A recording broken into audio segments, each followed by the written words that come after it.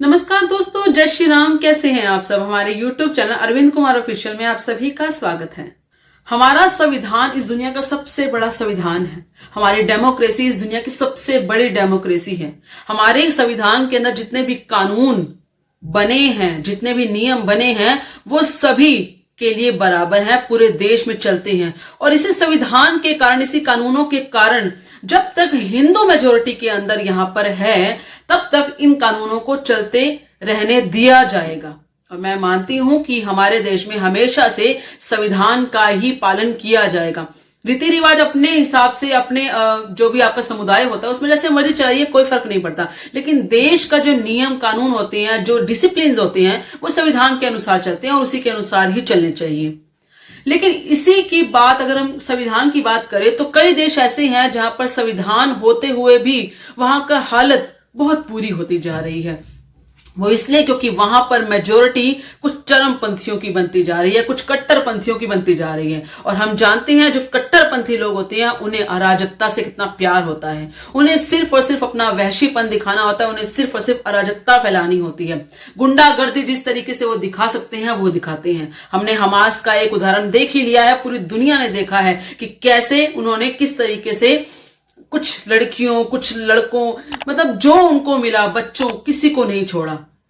ये जो हमास के आतंकवादी थे, ये चरमपंथी, कट्टरपंथी इस तरीके के होते हैं जो किसी को भी नहीं छोड़ते। किसी भी उम्र के किसी भी आदमी, किसी भी औरत, किसी भी बच्चे तक को नहीं छोड़ते। ये सब हमने देखा है। और ये जो सोच है, जो कट्टरपंथी सोच जहां जहां पनपेगी, वहां वहां की हालत खराब होती जाएगी।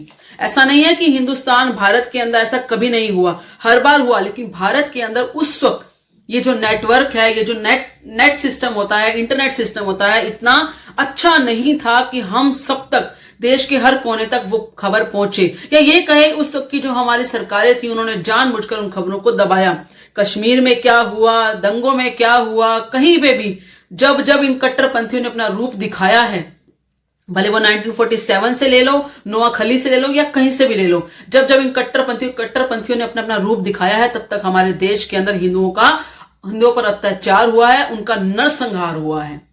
ऐसी ही एक खबर लेकर मैं आपके सामने आई हूं, जिसमें नाइजीरिया की एक लड़की को जिंदा जला दिया गया है। नाइजीरिया में एक कॉलेज गर्ल, एक ईसाई लड़की को जिंदा जला दिया गया है। उसका नाम है डेबोरा याकूबू। उस लड़की पर इल्जाम यह था कि उसने ईश निंदा की थी या नहीं की थी, इस बात का प्रूफ किसी को नहीं चाहिए। कट्टरपंथियों को तो खास तौर पे नहीं चाहिए होता। उन कट्टरपंथियों को उसी लड़की के कॉलेज के कुछ लड़कों ने, उसी कम्युनिटी के लड़कों ने, जो कट्टरपंथियों की कम्युनिटी के लड़के होते हैं, उन्होंने सिर्फ इतना कहा कि इसने हमारे जो भी उनको, जिसको वो मानते होंगे, जिसको भी, उसकी ईश निंदा की है। इस ईश निंदा की बात को प्रूफ भी नहीं किया गया, इसके बारे में कोई भी सबूत नहीं खोजा गया। बस सीधा एक ही काम किया, उस लड़की को पकड़ा गया। उस लड़की को पहले पत्थरों से मारा गया ताकि वो मर जाए या कहीं ना कहीं तड़पे। जब वो अधमरी हो चुकी, उसके बाद उसको जिंदा जला दिया गया, जंगल में लाकर।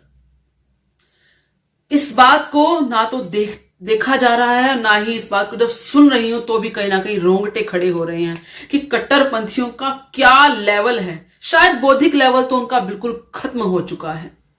जो आतंकवाद का साथ देता है, भले वो किसी भी कम्युनिटी का हो, भले वो हिंदू भी हो, वो जीने का अधिकार नहीं रखता। क्योंकि कट्टरपंथी सिर्फ और सिर्फ खुद के लिए जीते हैं। जब उनके ऊपर कभी बन आएगी, जब कभी परमात्मा की चोट उनके ऊपर पड़ेगी, तब उन्हें एहसास होगा कि कितना गलत है। लेकिन शायद उनको तब भी एहसास नहीं हो, क्योंकि उनके पास एक ही तरीका उन्हें बताया जाता है, जो कि हूरों के पास जाने की बात बताई जाती है, जिसकी वजह से उनके लिए मरना भी उनके लिए बुरा नहीं लगता। उन्हें लगता ही नहीं कि मरना शायद गलत होता है या सही होता है।